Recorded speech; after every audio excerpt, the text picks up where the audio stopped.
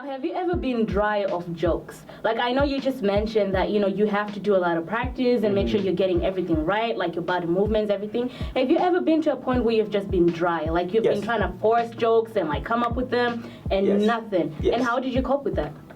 I got booed. Yes. I think that was the time I almost quit comedy. I had my jokes. Was that early in your career, or was it like halfway through? 2015 or 2016. Oh, that's too early. So I got up on the stage. You know how I got up on stage? It was one of at the Comedy Lounge. Yeah. Yeah, I got up at the Comedy Lounge. I think they were at the Charles Hotel. Mm-hmm. So I was with my friend who's an artist now, Gamirez. Yeah. So we went there and I had all my materials sorted out and all of that. So I got up on stage, said the first two, people laughed, and then I just got blanked. I just went black, but I tried to, like, instead of going to my material, I was trying to fend off the crowd. Yeah. And the crowd has been really tough, so I just stood there, I was like, oh, shit.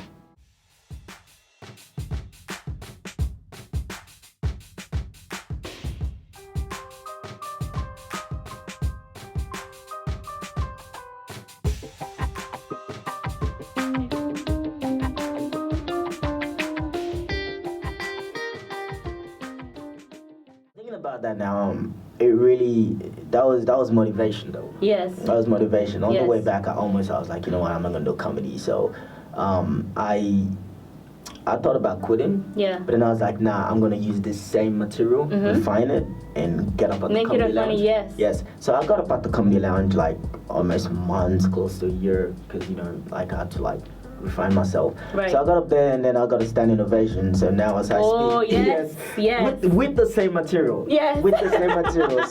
So now that I speak, what right, do you think right now, makes you stronger? Exactly. So right now I'm like I'm one of the regulars. I perform regularly at the Comedy Lounge now. Yes, where I was booed, but at a new venue. Where I was booed. So I wish you were still at the same venue, and I'd be like, I got booed here.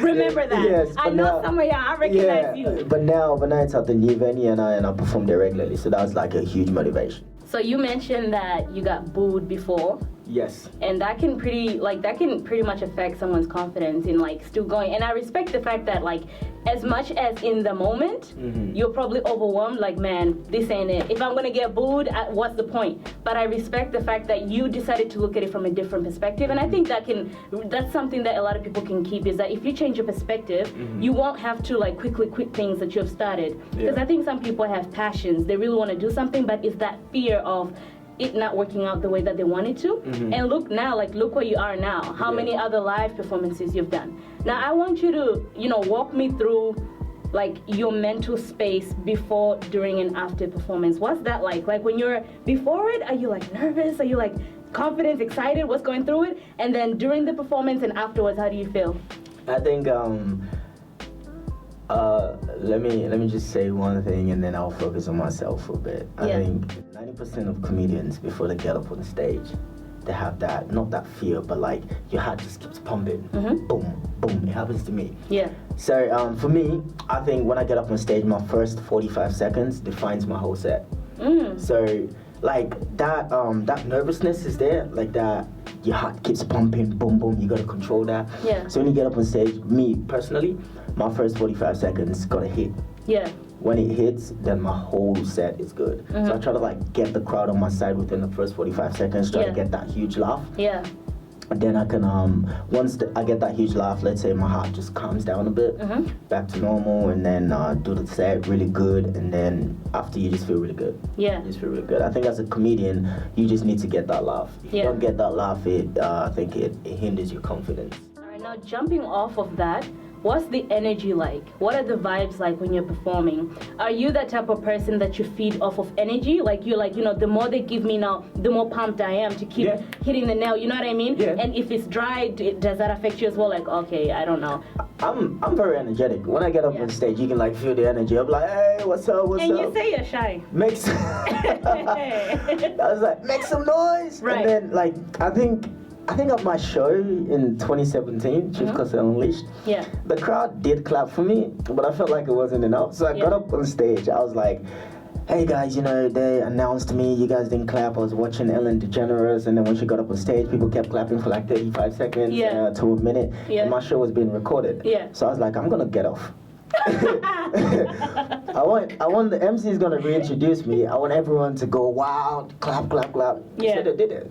So I think I got that energy out of them, basically. And then I got up on stage, was really energetic, and I like to feed off the crowd's energy. I think most comedians are different. Yeah. But me personally, I like to feed off the crowd. Yeah.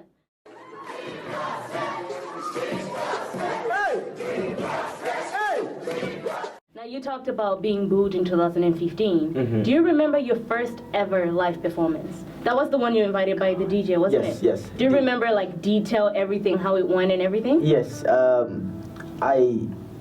actually send you the photo. You know the costumes I use for my for my videos. That was what I used. I had this African.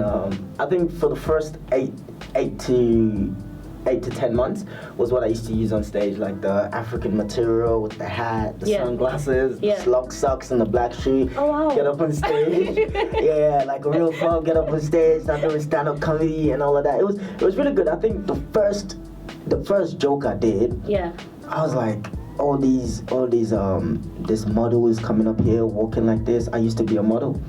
So I told the DJ to play a song, and I started walking like on the models. Okay. Yeah. And then the crowd fed off that. They started laughing. I was like, okay, this is good. That's awesome. Imagine it was my first time. Yeah. I was like, this is good. And then I think I didn't have no jokes. Mm-hmm. So I was just mimicking the way things were happening, and then I was just talking about fashion events and all of that, and then it was since then, and then I got a booking from Perfect. Oh. Yes, Perfect booked me for this ball thing. I think it was then. Now I had like proper materials. Yeah. And then after that, they used to have this youth group, Impact Youth. Mm-hmm. Yeah, and then even at then, I think the only time I did not use that I changed my outfit was at the ball. Yeah. At the Perfect ball, but ever since then I just kept wearing my.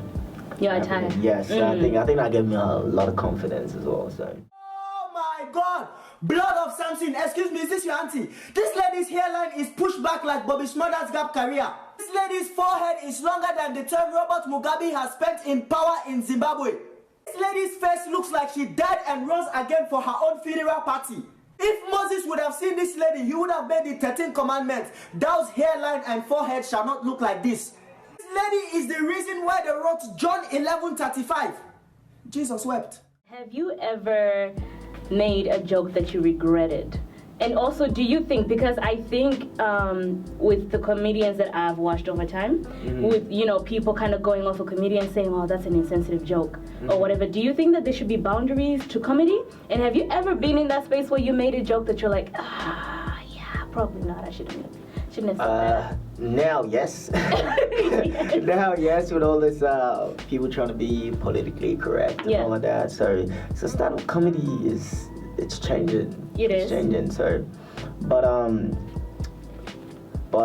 people like comedians like Dave Chappelle, who did his Sticks and Stones, and Wilfred Burke, his new recent Netflix special. Yeah. I don't know the name, but I watched it.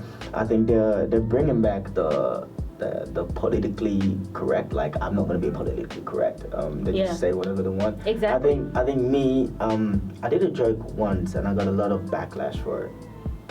Yes.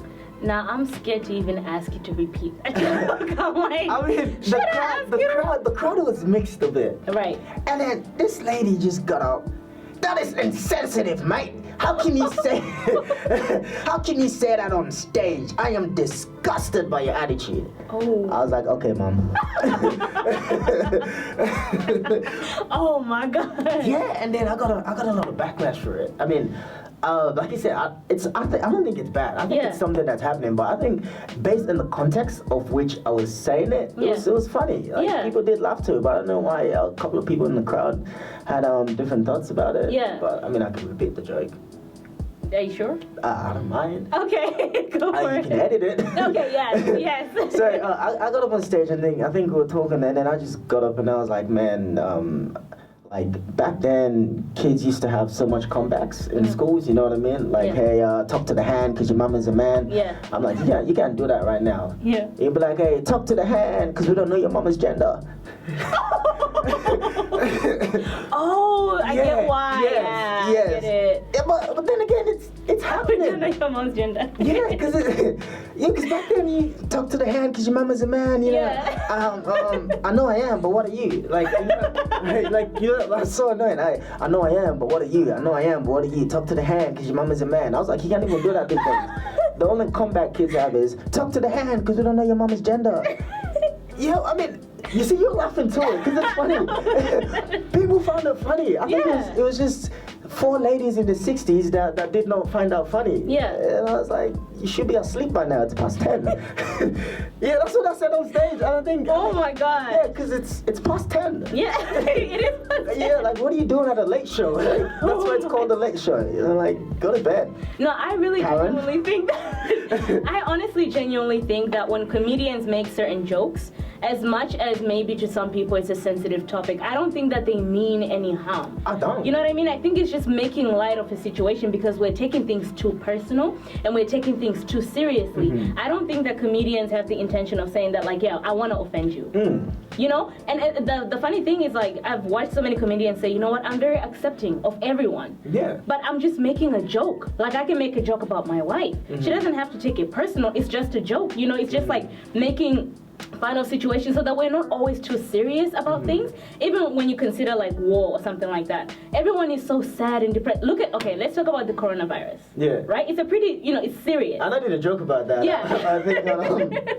I think it was last night at the Comedy Lounge with all this toilet paper thing going around. Yeah, you see, it's like, yes, it's serious, and we're not saying that, like, you know, we're trying to just make fun of, you know, big situations, but it's like, instead of people always being in fear and worried, we're trying to make a light of the situation, give you something to laugh about, so you're not always thinking about the fact that, man, we're gonna die. You know, people are dying over there. I feel like it's too much sad news that we get, and people get depressed, and people are panicking, and people are this, and I think comedy just makes you feel like, maybe we're just thinking too much over it. Let's just have something to laugh about. Exactly. Yeah, and I want to know, what do you think about, like, you know, the whole thing about sensitivity when it comes to comedy? Do you agree or disagree with that? Because I think, yes, there are some issues like rape. I feel like there's some things, yes, you can make fun of them. Yeah, definitely. But I feel like there are some things that are just like, it's really not that deep. You can't make fun of that. You cannot make fun of rape. And but do you know Jim Jeffries though? No. You need to watch Jim Jeffries. No. Yes. Yeah. You can't Jim make. Jeffries. Yes. Okay. Like speaking about the coronavirus, right? Oh God. Yes. No, it's not bad. Yeah. But I might be wrong, but I think the media is just instilling like so much fear in people. It is. Because think about it, the common flu has killed more people than even coronavirus right now. Like the common flu has killed a lot of people. Like people don't necessarily like publicize that on the media for people to be like, okay, I need to be cautious of the flu. I need to do this. I need to do that. Yeah. But coronavirus came, everyone's like, losing their shits. You know what I mean? Bro, there are no tissues. I went yesterday to buy tissues. I didn't see none. Okay. By the way, did you see my? I saw your Facebook post. Yes, you're giving out free tissues to everyone who buys a ticket. Whoever buys tickets to my show, I'm having a show, Chief Kosseh Legally Single, buy a ticket. Gosh. I'm giving you a free tissue. I'm having a tissue garage sale this Saturday. I didn't think you were being serious. I saw it and I was like, I know this guy's joking. I was like, are you really? No, but I am actually. I've actually. Oh my God. My team has delivered 5 tissue rolls to people who bought tickets that day. This is crazy. And I'm gonna tell them to take a photo of it. Yes. Like, hey, but it's all comedy. You gotta get stuff in comedy. Like back to your question, right? If you think sensitivity should be in comedy, right? Me personally, when I get up on stage, I don't care. I like you can either listen to it and find a joke in what I'm saying and know that I'm not trying to harm anybody. Right. Or you can just sit there and think that you came to a seminar instead of a comedy show. Yeah. And be sensitive about a lot of things. Yeah. But me personally, so long the laughs is higher than people being quiet, I don't care. Yeah. Like you can send me an email like what Karen did about the joke. She literally sent me an email. Oh, she was really that bothered. Yeah, she sent an email to the guy that runs my email, Rob. So Rob got to me. He's like, "Hey man, what you performed? What jokes did you say?" And I told him I said that. Rob was laughing. Yeah. And I was like, you know what? Just reply to Karen and be like, "Hey, would you like a free ticket to my show?" Yeah. And she took it. Oh wow, she was just finessing. Yeah. She knew what she was doing. She took it, and then I spoke about Karen. I swear goodbye, Karen, at my show. Oh my God! Remind me to never like getting. No, it wasn't bad. And she still, I was like, laughed? no, before the show, I actually told her, I was like, hey, I'm not trying to disrespect you or anything. Yeah, but I think what you, the attention you brought up at my former performance, I would like to speak about it on my show, but not in a disrespectful way. She's like, yeah, go for that, mate. Yeah, you can do that. And I got up and said, I was talking about Karen. She laughed a bit, and then that's great then. I was still waiting for an email. Another one? Yeah, but she didn't send it. So me personally, I think that's what makes a lot of comedians not to come out of their shell. Because I've seen some comedians who are like top notch, but then I don't know if they're scared. They just don't want to talk about certain topics. Yeah. And then there's some comedians who just don't care. They just talk about it like me. I don't care. I'll talk about it. But some are like really, really good. But they don't want to talk about certain topics. And I believe if they talk about certain topics, they can be great. Yeah. Yeah. Because I think now most of the comedians that are well sorted after are the ones who don't care. Exactly. People want to know their thoughts. They don't care. Because people know and understand that it's just humor. It doesn't mean you're a bad person or whatever. Now, looking back to when you started comedy, do you think it has been easy or hard for you breaking into the entertainment industry in Australia, especially? It's a work in progress. Yeah. It's hard. I think everything is hard. You just gotta keep hitting the nail, work harder. But I do have some highlights during my comedy career right now. But I think breaking out is hard for every comedian. Yeah. Because there's so much comedians out there. There's one thing my father always tells me: if you think you're funny, there's always someone funnier than you. So you gotta work hard to be the funniest. So I think that's what I always have in the back of my mind. Yeah. And breaking, look, it's hard, man. Yeah. You just gotta like get the loose way, try to be the funniest, try to do something different, get up on stage as much as you can. Yeah, but like, but I'm grateful for where I am right now and everything I've achieved and all that, and the people that I've met. Yeah. And open for. So yeah. And now look at where you are now. I mean, you're going places, right? And I want to ask you, if someone was to ask you, how did you do it? What would be your response to them? Like, what would be your advice to them? Because I think some people probably, they know your name by now. They're like, man, how did you do it? Because maybe they have something that they love as well that they want to do, but maybe they are scared or something. And you're talking about like in the beginning it wasn't easy, and you're saying that even now some people may look at you and say, man, he's already made it, but you're saying that it's a work in progress. So what would you say to someone if they ask you, how did you do it, or how are you still doing it now? Yeah, I mean, a lot of people are like, hey, Chief Kosseh, you're making some money. Yeah, you're popular now. Yeah, I was like, hey, I'm the unemployed graduate. Yeah. And all that. I think there's another thing my grandmother always used to tell me, everyone has a gift, but they just haven't unwrapped it yet. Exactly. And I think before I got into comedy, I wanted to be an actor.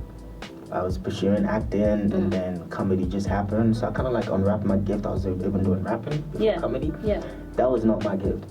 So I think you just gotta try something you're good at, and then try everything you're good at, and then the one that you feel really comfortable doing, and it appeals to people, and like you don't find it too hard doing it.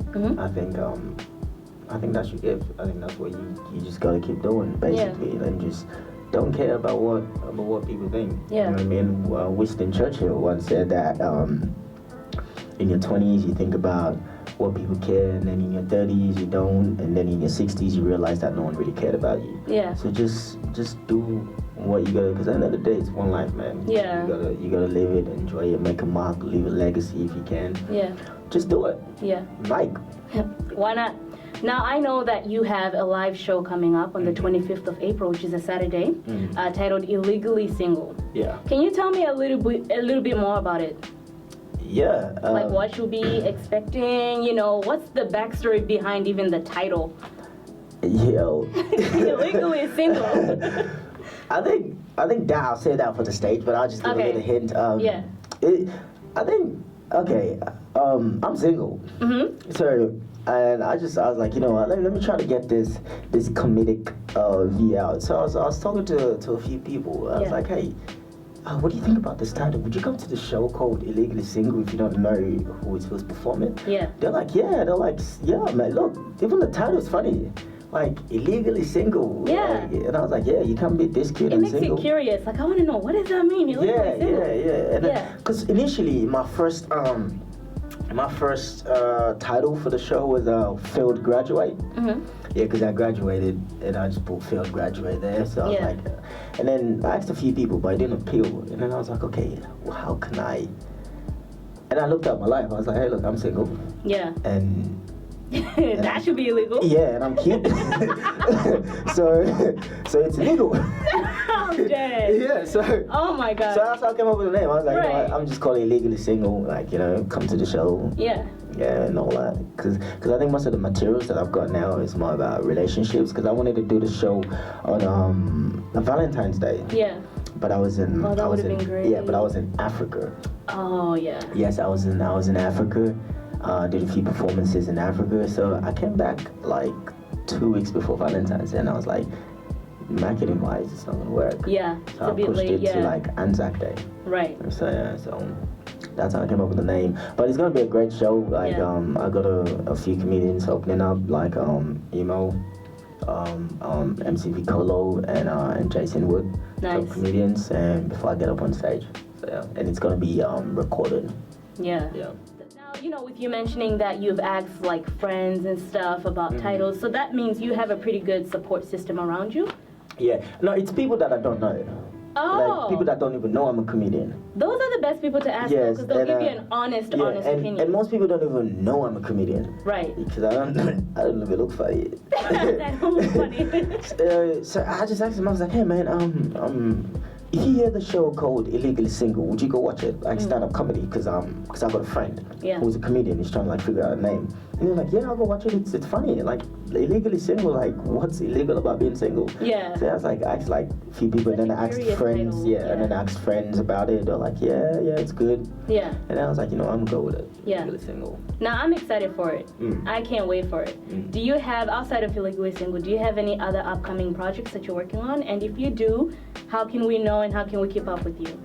I'm having a web series coming soon. Nice. It's called Constable Nube. Gonna get that click in it. Oh my God.